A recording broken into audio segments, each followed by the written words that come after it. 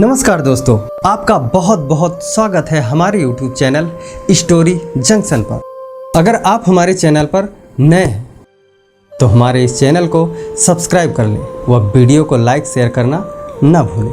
तो चलिए शुरू करते हैं। यह बात 1990 की है। वंशिका उस दिन पहली बार अपने नए हॉस्टल में रहने को आई थी। वैसे वो ऋषिकेश में रहती थी, पर उस समय वहाँ ज़्यादा सुविधा न होने की वजह से देहरादून के एक गर्ल्स कॉलेज में एडमिशन लिया और साथ में उसी कॉलेज के हॉस्टल में रहने लगी। और वो जिस हॉस्टल में रहने आई थी, उस हॉस्टल के बच्चों का कहना था कि यहाँ कई सारे भूत रहते हैं, क्योंकि उनका जो यह हॉस्टल था वो एक कब्रिस्तान के ऊपर बना था। इस हॉस्टल को एक अंग्रेज ने बनवाया था। उसे वहाँ कहीं अच्छी जगह नहीं मिली थी, इसलिए उसने वहाँ के एक पुराने कब्रिस्तान के ऊपर ही कॉलेज और हॉस्टल बनवाया था। यह कॉलेज और हॉस्टल बस लड़कियों के लिए उस अंग्रेज ने बनवाया था, क्योंकि उस समय हमारे देश में लड़कियों को ज़्यादा शिक्षा नहीं मिलती थी। उस हॉस्टल में रह रहे बच्चों का यह भी कहना था कि इस हॉस्टल में कई सारी लड़कियों की मौत भी हो चुकी है और इसी वजह से इस हॉस्टल के कई सारे कमरे बंद पड़े थे। वंशिका उनकी बातों को ज़्यादा गंभीरता से नहीं लेती, क्योंकि उसे भूतों पर बिल्कुल भी विश्वास नहीं था। पहली ही रात वंशिका जब रात को सोने गई तो उसने अपने बालों को बांधा नहीं और अपने बालों को ऐसे ही खुला छोड़ दिया। कहते हैं लड़कियों को कभी भी रात को अपने बाल खुले नहीं रखने चाहिए। वंशिका देखने में बड़ी ही सुंदर थी और उसके बड़े बड़े बाल उसकी उस सुंदरता को बढ़ाते थे। वंशिका उस रात सो ही रही थी, तभी उसे ऐसा लगता है कि कोई उसके बालों पर अपना हाथ फेर रहा हो। वंशिका सोचती है उसकी मम्मी होंगी, इसलिए वंशिका बोलती है, अरे सोने दो ना मम्मी। इतना ही बोला था, तभी उसे एकदम से याद आता है वो तो हॉस्टल में थी, तो कौन है जो उसके बालों पर अपना हाथ फेर रहा है। यही देखने के लिए वंशिका ने जैसे ही अपनी आंखें खोली तो उसके मुंह से चीख निकलने ही वाली, तभी उसके मुंह पर किसी ने हाथ रख दिया। जिसने वंशिका के मुंह पर हाथ रखा था उसने वंशिका से कहा, डरो मत, मैं तुम्हें कुछ नहीं करूंगा। अब मैं तुम्हारे मुंह से हाथ हटा रहा हूं, पर चिल्लाना मत। पहले तो वंशिका उसे देखकर डरी जा रही थी, क्योंकि वो आदमी काफी बड़ा और भयानक सा था।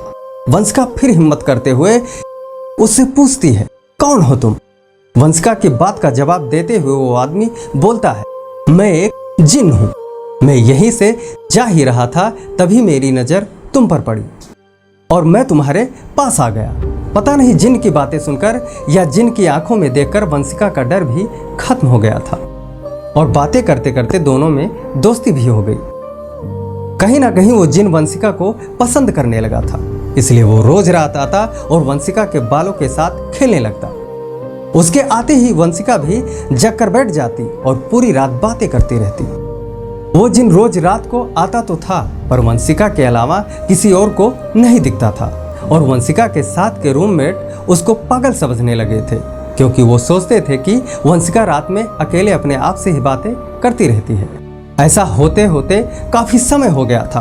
अब वंशिका भी उस जिन को पसंद करने लगी थी, इसलिए वो रोज रात होते ही उस जिन का इंतजार करने लगती और वो जिन आता, फिर वो दोनों रात भर बात करते रहते थे।